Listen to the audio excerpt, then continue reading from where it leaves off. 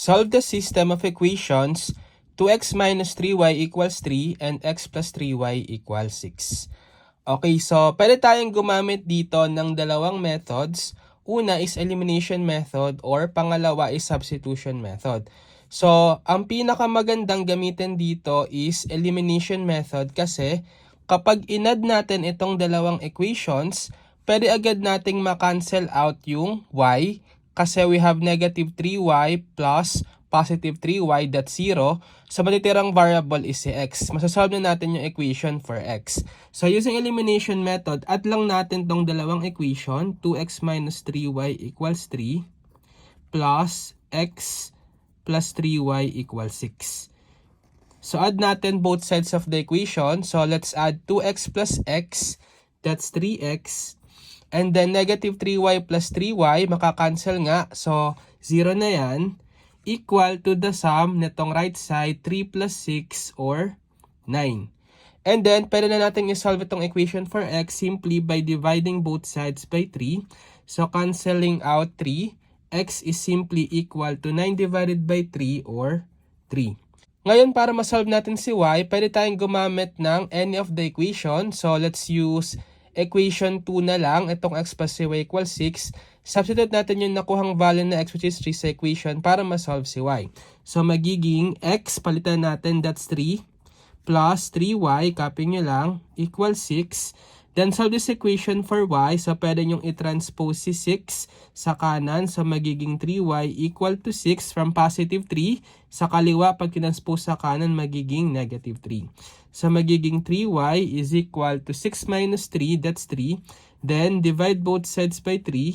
Masasolve natin si y as equal to 3 divided by 3 or 1. So, therefore, the solution for the system of equation is x is equal to 3 and y is equal to 1, or the coordinate 3, 1. Ngayon, to solve this equation using substitution method, pwede nating isolve itong equation 2 for x explicitly in terms of y. So, ang gagawin ko is transpose lang natin tong 3y dito sa kanan, sa magiging x is equal to 6 minus 3y. Then, ipalit natin itong x in terms of y sa equation 1 sa magiging 2 times x, palitan nyo ito, 6 minus 3y is equal to 3. Then, solve this equation for y. Isang variable na lang tayo, y na lang. So, distribute muna natin itong 2. 2 times 6, that's 12. Okay, and then 2 times negative 3y, that's negative 6y.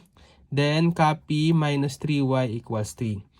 So, combine natin similar terms. So, 12 minus 6y minus 3y. So, negative 6 minus 3, that's negative 9y equal to 3.